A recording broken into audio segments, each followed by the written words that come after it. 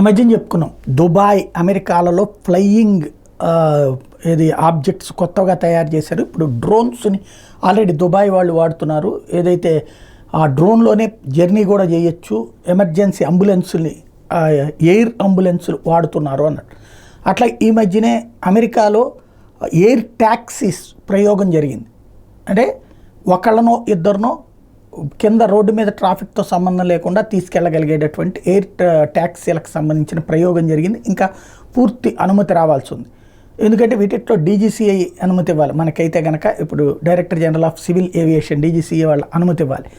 అట్లాంటిది ఇక ఇండియాలో కూడా ప్రారంభమవుతాయి. ఎందుకంటే ఇప్పటికే అద్భుతమైనటువంటి వాహనాలలో పేరు పొందినటువంటి భారతీయ సంస్థ మహేంద్ర వాళ్ళు సరికొత్తదైనటువంటి ఎయిర్ ట్యాక్సీని, ఇది మొదటిసారి ఎలక్ట్రిక్ ఫ్లయింగ్ ట్యాక్సీని ఐఐటి మద్రాస్తో కలిసి తయారు చేశారు.